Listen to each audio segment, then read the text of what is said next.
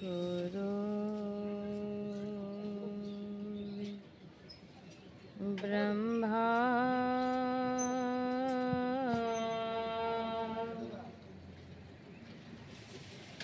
गुरु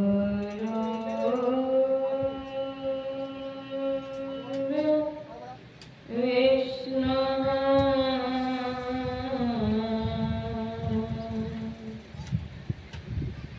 गुरु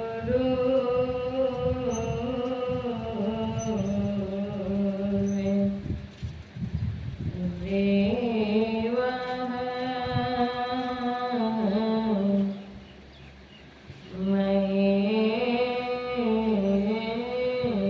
महेश्वर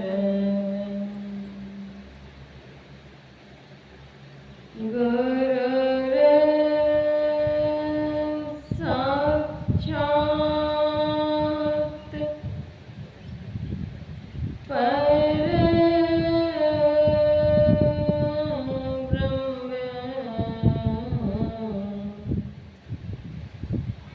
तस्मै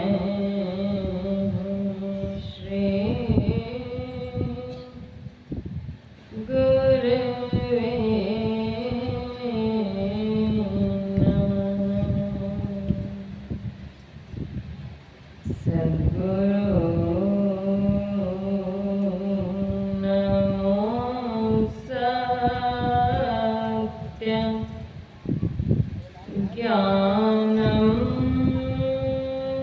स्वरूपं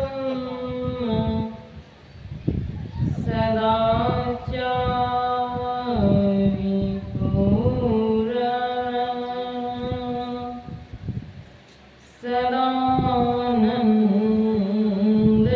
सदानन्दरूपम् यज्ञं जपं तप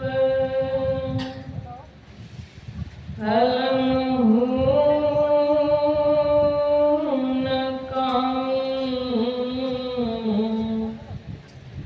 यक सद्गुरुपद नमामि नमामि यक सद्गुरुपद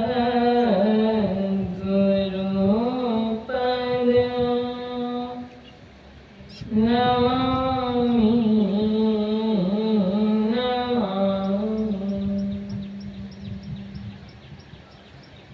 मेरा मुझ में कुछ नहीं जो कछु है गुरु तो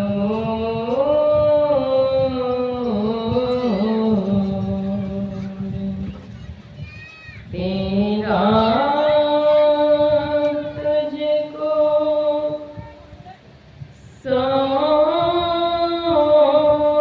सौंपते क्या लागत है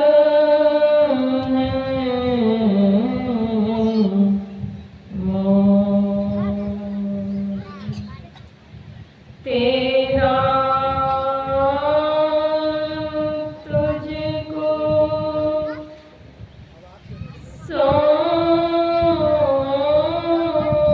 सौंपते क्या लागत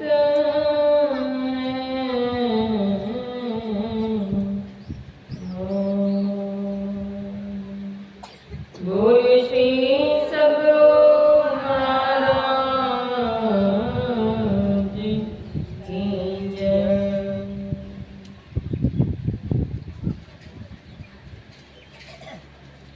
20वीं शताब्दी के महान संत विश्व वंदनीय सतत स्मरणीय जगदोद्धारक संत सद्गुरु के पावन युगल चरणों में शतकोटि वंदन।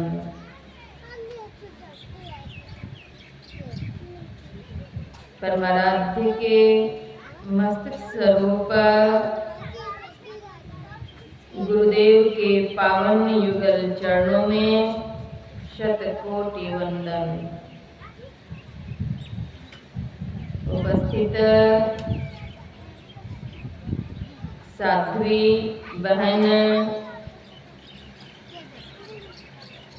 धर्म प्रेमी महानुभावों, आदरणीय माताओं एवं पुण्यवती बहनों, सबों का हार्दिक अभिनंदन।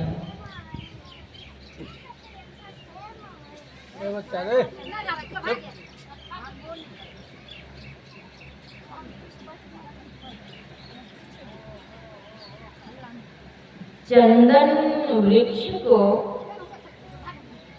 कौन नहीं जानता।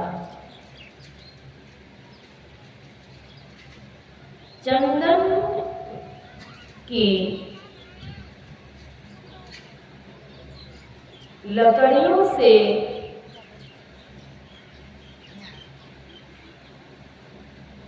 सुवासित होते हैं। चंदन वृक्ष के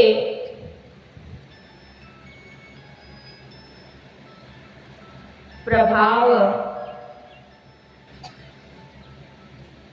कुछ अलग हैं। उसकी तुलना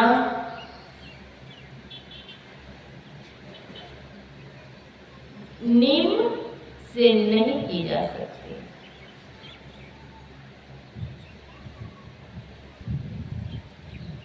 संत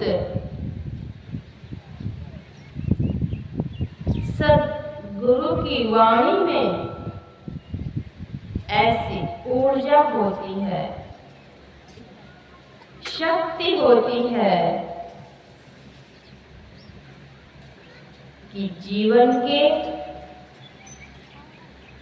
समस्त कड़वाहट को दूर कर देती है।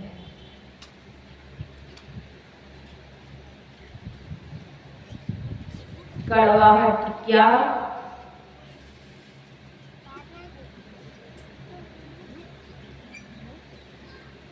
समस्त मनोविकार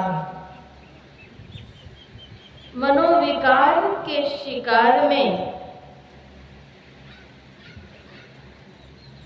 पल रहे, दग्ध रहे मानव को शांति की शीतल स्निग्ध धारा का पता ही नहीं चलता। लेकिन अगर वे सत्संग में जाते हैं, संत गुरु की कृपा के छांव में वे अगर आश्रय लेते हैं, उन आश्रय से मनोविकार की कड़वाहट भी दूर हो जाती है।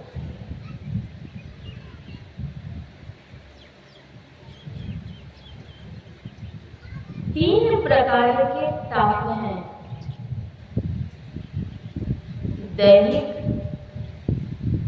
दैविक और भौतिक। इन समस्त तापों को निर्मूल करने के लिए संत सद्गुरु की वाणी ही महौषधि है।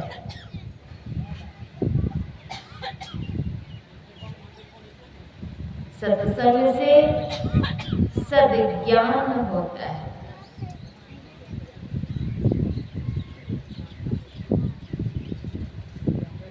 कड़वाहट दूर होती है। मनोविकार के शिकार तब नहीं हो सकते, लेकिन संत गुरु की वाणी को आचरण में उतारेंगे तब लाभ होगा। एक व्यक्ति थे,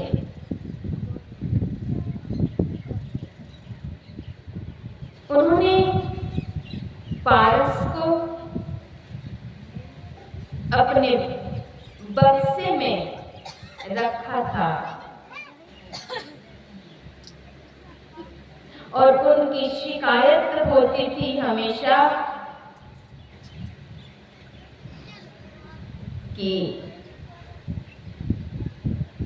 बक्से मेरे लोहे के हैं,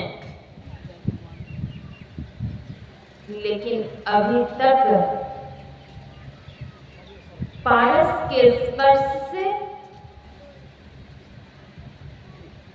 मेरे बक्से सोने के नहीं हुए।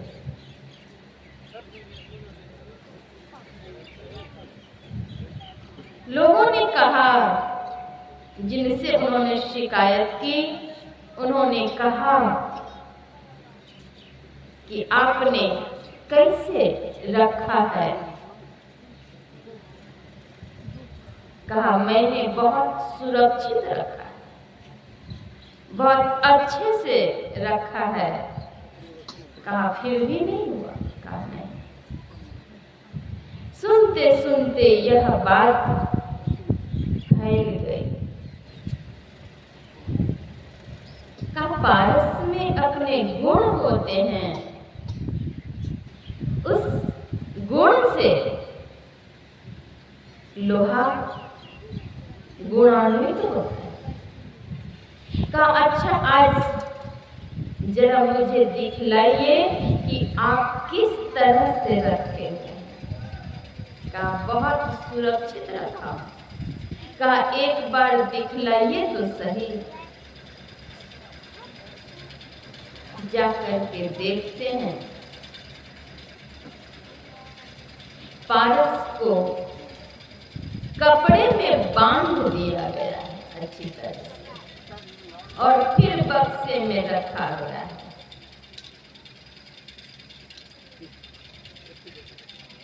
कहा यही तो कारण है कि आपने इसे कपड़े से बांध दिया है, लपेट दिया है। कपड़े से जो लपेट दिया है आपने, इसलिए तो यह नहीं हो रहा है।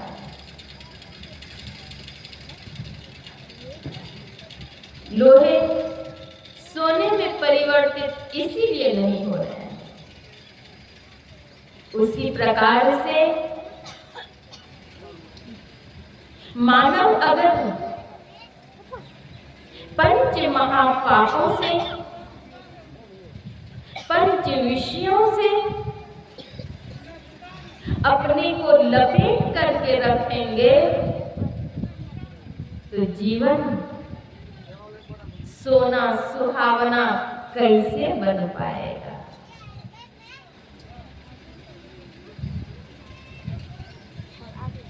पंच महापापों से लिप्त रहेंगे, संत सद्गुरु की कृपा के छांव में नहीं रहेंगे, गुरुमुख नहीं होंगे, मनमुख बने रहेंगे, तब लाभ नहीं मिलेगा।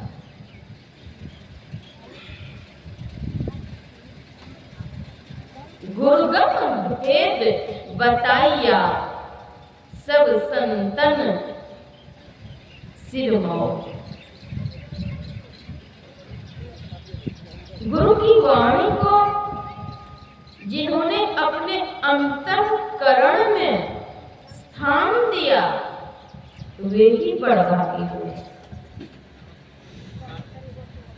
संत वचन वह सुधा, देव भी जिसके सदा भिखारी। भिखारी का अर्थ भिक्षाटन करने वाले को भिखारी कहते हैं। भिक्षा मांगने वाले। देव भी भिखारी बनकर के खड़े हैं।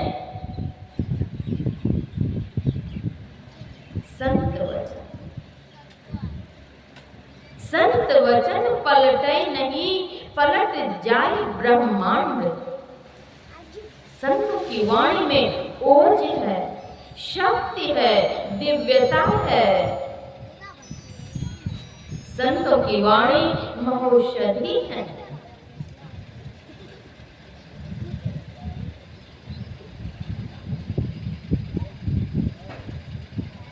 एक व्यक्ति अपनी बाल्टी में रंग को घोल लिया पानी से।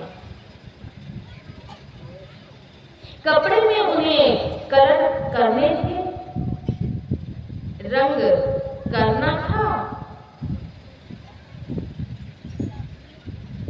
कपड़े को उन्होंने बाल्टी में नहीं डुबो करके अंधकार के कारण उन्होंने बगल में ही गिरा दिया, गिर गए उनसे। बगल में गिरा। दूसरे दिन कहा कि मैंने तो रात में ही कलर कर दिया है, कपड़े में बाल्टी में डुबो दिया। प्रभात होने पर देखते हैं कि कपड़े में तो कलर चढ़ा ही नहीं। कहा यह कैसे हो गया? जब देखा तब समझ में बात आई कि अंधकार अवस्था रहने के कारण कपड़े को नीचे ही गिरा दिया था, बाल्टी में डुबोया ही नहीं। तो जब तक संसद गुरु की वाणी में गोते नहीं लगा करके अंधकार के साम्राज्य के कारण मनमुखी बने रहेंगे, गुरुमुखी नहीं होंगे, गुरु की ज्ञान प्रकाश के अंदर में अपने को नहीं रखेंगे, तो वह जो प्रभु के प्रकाश दर्शित होने थे आपको कहां से मिलेंगे? सत्संग लागी रहो रे भाई, तेरी बिगड़ी बात बन जाए।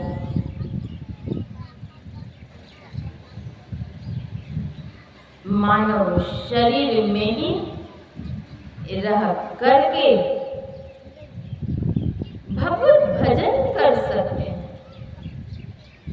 साधन धाम मोक्ष कर द्वारा यही है।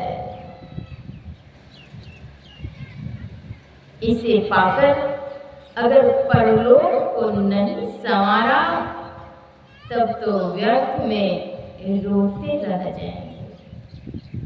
आछे दिन पाछे गए, गुरु से किया न हेत, अब पछताए होत क्या, चिड़िया चुग गई खेत। जब समय व्यतीत हो जाएंगे तब पछताएंगे। फिर पछताने से क्या होगा? का वर्षा जब कृषि सुखानु, जब फसल सूख गए तो वर्षा होने से फिर क्या लाभ? मनुष्य तन, मनुष्य जीवन की जो अवधि थी वे समाप्त हो गए, चले गए, व्यतीत हो गए। अंत में पश्चाताप करने से क्या होगा? मनुष्य की देह सामान्य देह नहीं है। चराचर जगत में सर्वश्रेष्ठ देह है मनुष्य की देह। मानव तन अनमोल रे, मिट्टी में मत घोल रे। अब तो मिला है फिर न मिलेगा, कभी नहीं, कभी नहीं, कभी नहीं। अब तो मिला। शैशव अवस्था है। जब मनुष्य की देह में आते हैं तो शैशव अवस्था, शिशु का आगमन जब होता है तो परिजन प्रसन्न होते हैं, हर्षित होते हैं, पुलकित होते हैं। संत कबीर साहब की वाणी है, कबीर जब हम पैदा हुए, जग हंसे हम रोए, ऐसी करनी कर चलो, हम हंसे जग रोए। कबीर जब हम पैदा हुए, अर्थात जब जन्म हुआ, संसार में आना हुआ, मनुष्य तन की प्राप्ति हुई, जग हंसे, संसार के लोग खुशियां मनाए। बच्चे के जन्म पर क्या होता है? खुशियां मनाते हैं, मंगल गान होते हैं, बधाइयां बजने लगती हैं, मिठाइयां बंटने लगती हैं, सभी प्रसन्न होते हैं। शैशव अवस्था, जब शिशु का आगमन होता है तब संसार में आने से पहले वे कौल करार करते हैं। मातृ गर्भ में कौल करार, जब तक थे माता के पेट, ऊपर घोड़ मस्तक हेठ, तब तुम कौल किया था दोनों कर जोड़ के, दोनों कर जोड़ करके कौल किए, करार किए। क्या किए? जब मैं बाहर होऊंगा, सुमिरन ध्यान करूंगा, त्रयकाल संध्या में मैं करूंगा अबेरिया। त्रयकाल संध्या में मैं कभी भी देर नहीं करूंगा। कौन करार किए थे? हे प्रभु, मैं बहुत कष्ट में हूं, मुझे बाहर कर दीजिए प्रभु। लेकिन बाहर आने के बाद भूल जाते हैं। संत महापुरुष चेताते हैं, बतलाते हैं कि क्या तुमने कौल करार किया था। मनुष्य शरीर पाने के लक्ष्य क्या है? केवल और केवल ईश्वर भजन, यही लक्ष्य है। मनुष्य तन इसीलिए मिला कि भगवत भजन करके अपने जीवन को सफल बनाए। शांति की उस छांव में निवास करें। शांति, परम शांति की प्राप्ति करें। परम शांति की प्राप्ति के लिए, परम तत्व की प्राप्ति के लिए संतों ने महौषधि बतलाए हैं। वह महौषधि क्या है? वह है सत्संग और ध्यान। सत्संग दो प्रकार के होते हैं।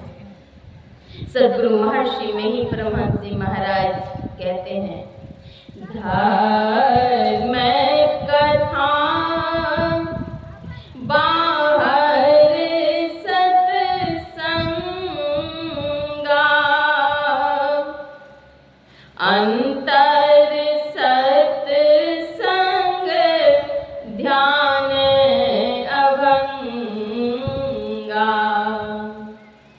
धर्म कथा का श्रवण ये बाहरी सत्संग है और अंतरी सत्संग है ध्यान। ध्यान के बिना ज्ञान नहीं और ज्ञान के बिना ध्यान नहीं। जो ज्ञान और ध्यान दोनों रखते हैं वे निर्वाण के समीप हैं। भगवान बुद्ध की वाणी है। ज्ञान कहाँ मिलेगा? सत्संग। इसीलिए सत्संग में आने के लिए संत जन चेताते हैं। गांव-गांव, नगर, डगर वे चल करके अज्ञानता में सोए जीवों को चेताते हैं। राम नाम के हीरे मोती संत लुटाए गली गली, ले लो रे कोई राम का प्यारा, ले लो रे कोई राम का प्यारा, आवाज लगाए गली गली। माया के दीवानों सुन लो, माया में जो दीवानी दुनिया है, जो भूली हुई है अपने लक्ष्य को, अपने प्रभु को, शांति को प्राप्त करना तो चाहते हैं, लेकिन शांति जहाँ है वहाँ जाएंगे तब तो शांति मिलेगी। सत्संग की महिमा बड़ी महान छेगे बहिना, जानै छे सकल जहान। सत्संग की महिमा बड़ी महान छेगे बहिना। सत्संग की महिमा बहुत अधिक है।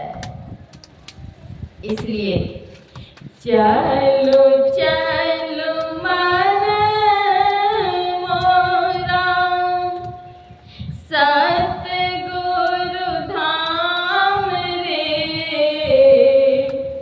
जहाँ होत सत्संग, जहाँ होत सत्संग, हरि गुण गान रे, विमल विचार होत, मिटत अज्ञान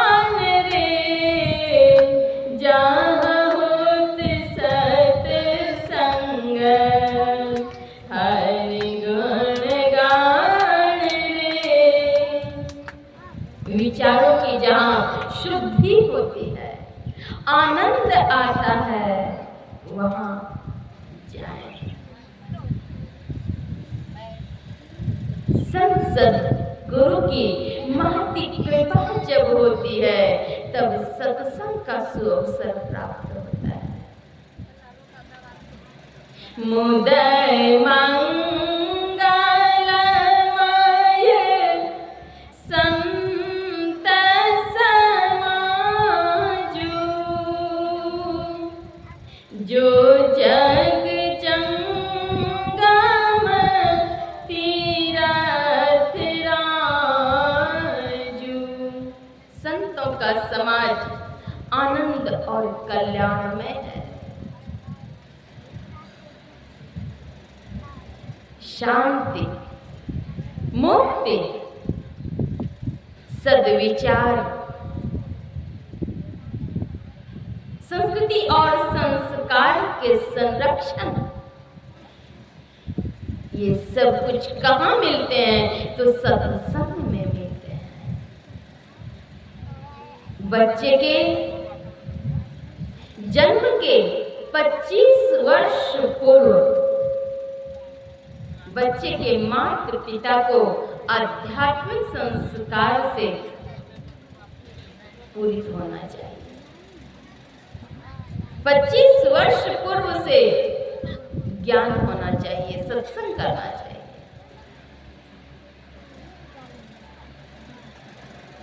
संस्कार होने चाहिए। राम कृष्ण गौतम गांधी अब भी आने को तत्पर हैं। यदि दे सके संस्कार तो वे बाल रूप में घर घर हैं। यदि संस्कार दे सके तो वे बाल रूप में घर घर हैं।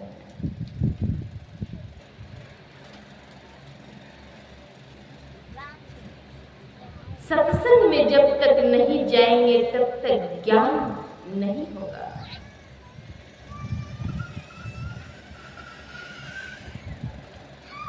संत शिरोमणि गोस्वामी तुलसीदास जी महाराज कहते हैं, तात स्वर्ग अपवर्ग सुख धैर्य तुलाई के अंग, तुलनता ही सकल मिली, जो सुख लव सत्संग।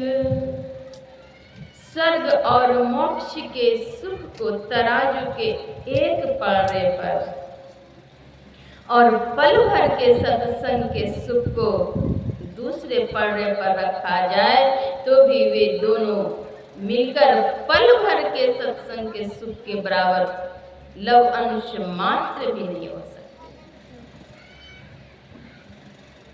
रामचरितमानस के उत्तरकांड में संत शिरोमणि गोस्वामी तुलसीदास जी महाराज लिखते हैं, संत मिलन सम सुख जग नाही। संत मिलन के सुख के समान संसार में दूसरा कोई सुख नहीं। संसार का सुख तो भासता है केवल, लेकिन सुख है नहीं। संत मिलन श्रीमद् भागवत महापुराण में संत को पवित्रात्मा कहा गया है। संत के पर्यायवाची शब्द हैं साधु, सन्यासी, भक्त, श्रोत्रिय, पंडित, ज्ञानी आदि। संत कौन होते हैं? जो शांति को प्राप्त कर लेते हैं, वे संत होते हैं। शांति को प्राप्त किए हुए होते हैं। उनकी वाणी में शक्ति होती है, ऊर्जा होती है। एक बार की बात है, एक जगह सत्संग आयोजित थे। खगड़िया जिले की ही बात है।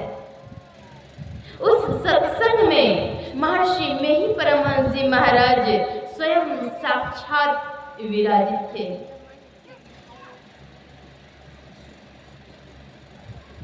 सत्संग संपन्न के पश्चात भंडारा शुरू हुआ। भंडारे में अनुमान से बहुत ज्यादा भीड़ हो गई। अब जो आयोजक थे वे घबराए। उन्होंने सोचा इतने सारे लोग इकट्ठे हो गए हैं, भोजन इतना ही है, परोसा जाएगा तो घट जाएगा, और अगर घट जाएगा कोलाहल फैल जाएगा। अब क्या होना चाहिए, क्या करना? अचानक ईश्वरीय प्रेरणा होती है उन्हें। वे दौड़ करके जाते हैं कृपालु संसद गुरु महर्षि मेही परमहंस जी महाराज के पावन चरणों में, और संसार के व्यक्ति को तो संसारी लोगों के आश्रय होते हैं, लेकिन जो भक्त होते हैं वास्तविक में उन्हें अपने इष्ट देव पर पूरा भरोसा होता है। वे जाते हैं सदगुरु महर्षि मेही परमहंस जी महाराज के पावन चरणों में और अर्जी करते हैं, गुरुदेव अनुमान से बहुत ज्यादा भीड़ हो चुकी है। भंडारे में इतनी ही सामग्री है, भात दाल सब्जी इतने ही बने हुए हैं और भीड़ काफी है। परोसा जाएगा तो लगता है कहीं घट जाएगा प्रभु, कोलाहल हो जाएगा, लोग कहेंगे सत्संग में घट गया।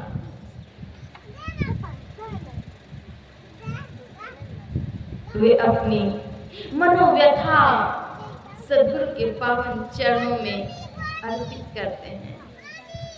त्रिकालदर्शी सर्वांतर्यामी घट घट के वासी, पल में कर दे निहाल प्रत्यक्ष मूर्ति संसद गुरु तो विराजित है। परमात्मा के विग्रह हैं, उनसे क्या छिपा हुआ है। वे भक्तों की रक्षा पल पल में करते हैं। तुरंत उन्होंने अपने एक गमछे को उनके हाथ में दिए सद्गुरु महाराज, और यह कहते हुए कि जाओ इसे पानी से भिजा करके, और उस टब के ऊपर जहाँ की भात रखा हुआ है उसके ऊपर ढक देना, और एक कोने से निकालना और एक कोने से निकालते हुए परोसना, और उस गमछे को तब तक नहीं हटाना जब तक कि सारे लोग भोजन कर नहीं लें।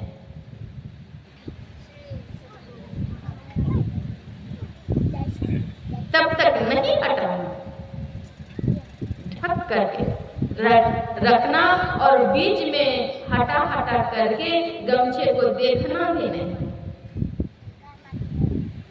गुरु की आज्ञा जो सिर पर रखते हैं उनका कल्याण होता है, उनकी रक्षा होती है। तन मन आत्म रक्षक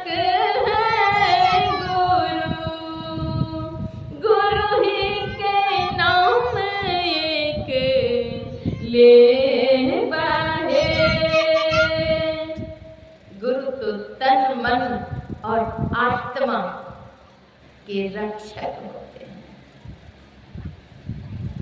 घट घट के वासी होते हैं प्रभु। वे भक्त इतने एकनिष्ठ भक्त थे, प्रेमी थे। तत्क्षण उन्होंने उस गमछे को आशीर्वाद स्वरूप लेकर के पाकर के प्रसन्न हुए और उस गमछे को लाकर के तुरंत ही जल से स्निग्ध करके और उस भंडारे के सामग्री के ऊपर ढक दिए, भात के ऊपर ढक दिए और एक कोने से परोसा लगाने लगे। कितने लोगों का भंडारा हुआ, कितने लोग आते गए, खाते गए, दिन से रात तक खाते गए। और जब सारे लोग खा करके भंडारे का प्रसाद पा करके तृप्त हो करके चले गए, तब उन्होंने गमछे को हटाया। तब क्या देखा? जितने भात उस पात्र में थे, ज्यों का त्यों पड़ा हुआ है। सद्गुरु महाराज की जय। सद्गुरु जी के चरणों में जिनको, सद्गुरु जी के चरणों में जिनको बिल्कुल सच्चा प्रीत हुआ, वे मानव हैं अति बड़े भागी, वे मानव हैं अति बड़े भागी, उसका पथ प्रशस्त हुआ।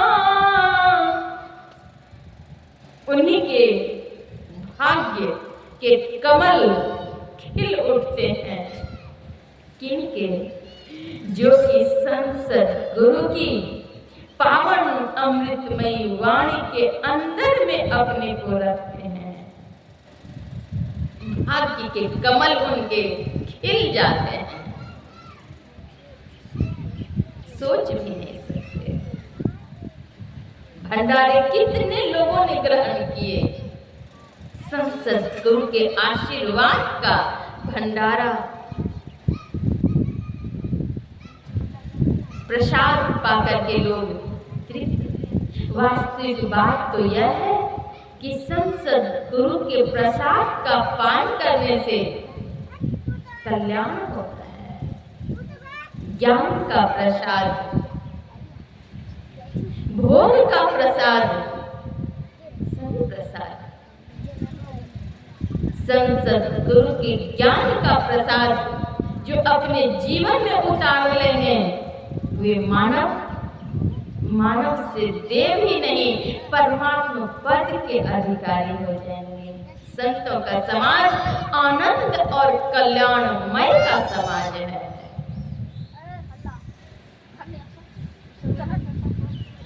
यह ज्ञान सत्संग में होगा।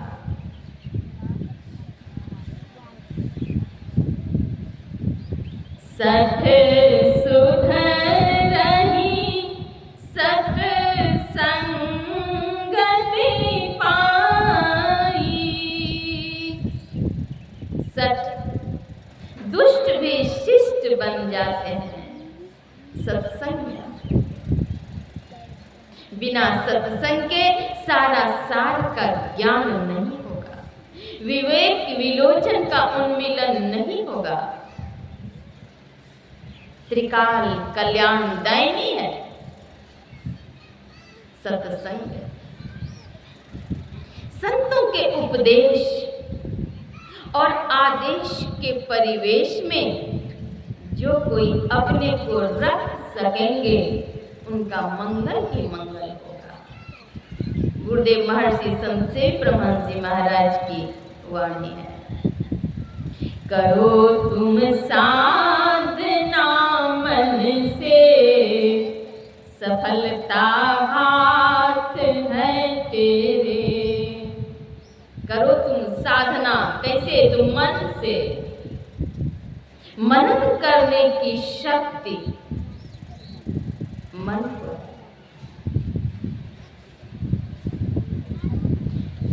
तुलसी यह संसार में भांति भांति के लोग,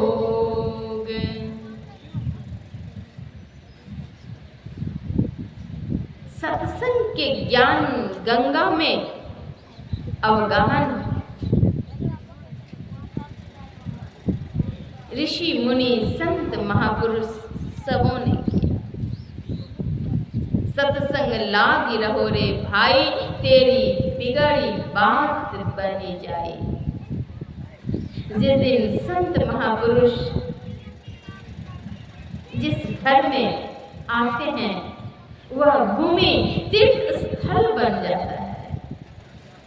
जा दिन संत पाहुने आवत, तीरथ कोटि अन्हान करें फल, दर्शन ही ते पावत। दर्शन मात्र से कोटि तीर्थ के पुण्य का फल मिलता है। संतों का जीवन तपे हुए, वे संत कौन होते हैं? तो परमात्मा के साक्षात अवतारी होते हैं। धन है मड़ैया के भाग की, गुरु मोरा अबिगेला, हे गुरु मोरा अबिगेला, कि प्रभु मोरा अबिगेला। धन है मड़ैया के भाग की, गुरु मोरा अबिगेला। जिस स्थल पर संत चरण रखते हैं वह स्थल तीर्थ स्थल बन जाता है, वहां के भाग्योदय हो जाते हैं। आव भावले कर रसोइया के, प्रेम परोसा लगायब की, गुरु मोरा अबिगेला, हे गुरु मोरा अबिगेला, कि भाग्य मोरा जागी गेला। धन है मड़ैया के भाग की, गुरु मोरा अबिगेला। आज का सत्संग नैमित्तिक सत्संग है। नवजात शिशु का शुभ आगमन इस आसार संसार में हुआ है। इस घर को रोशन करने के लिए नवजात शिशु का आगमन हुआ है। शिशु के आगमन से परिवार के लोग, समाज के लोग प्रफुल्ल होते हैं। एक रत्न की प्राप्ति हुई। हीरे जवाहिरात, सोने चांदी आदि को तो रत्न कहते ही हैं, लेकिन मानव तन सर्वश्रेष्ठ रत्न है।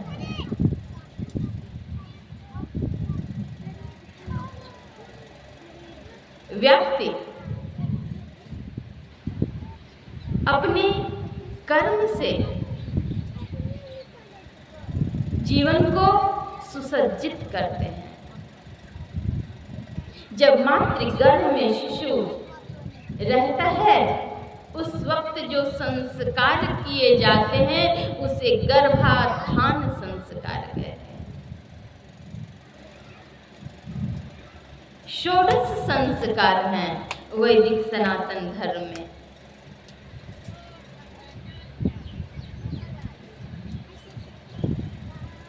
जब शिशु मातृ मातृगर्भ में होते हैं,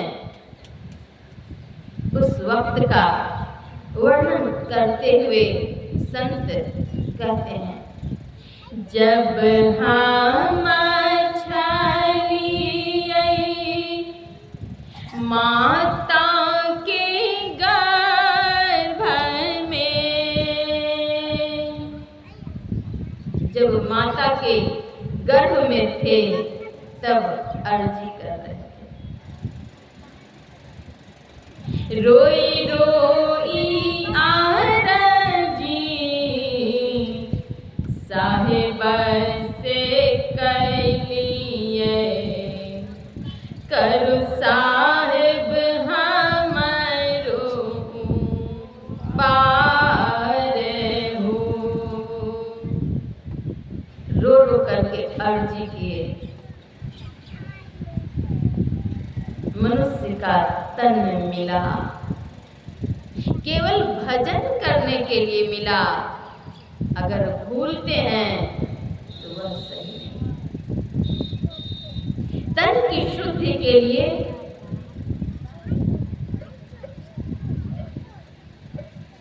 स्नान करते हैं जल से, मन की शुद्धि के लिए सत्संग है, आत्मज्ञान,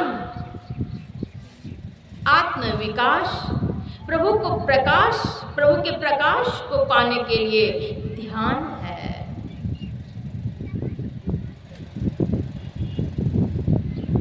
मंत्र के द्वारा, सत्संग के द्वारा जीवन की शुद्धि होती है, परिष्कृत होता है, जीवन चमत्कृत होता है। मंत्र कौन सा? अति पावन गुरु मंत्र, मन ही मन जाप जपो, उपकारी गुरु रूप को मानस ध्यान थपो। अति पावन गुरु मंत्र, गुरु मंत्र का जप करें। जप करने से शुद्धि, एकाग्रता आती है। सर्व क्षण गुरु मन जो में ही रहे हो, निश्चय निर्वाण होए, संत सब कहें हो। सर्व क्षण, सभी क्षण जप करें। अगर जप करेंगे तो क्या होगा? निश्चय ही निर्वाण अर्थात मोक्ष पद की प्राप्ति होगी। जप की बड़ी महिमा है। मानस जप के बाद मानस ध्यान है।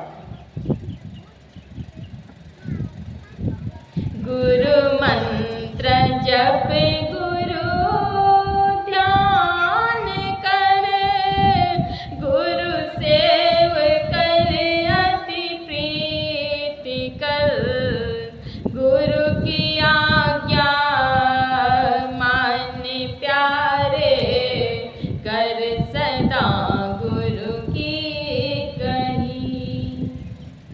गुरु की आज्ञा मान प्यारे, गुरु की आज्ञा है पंच महापापों से विरत रहें।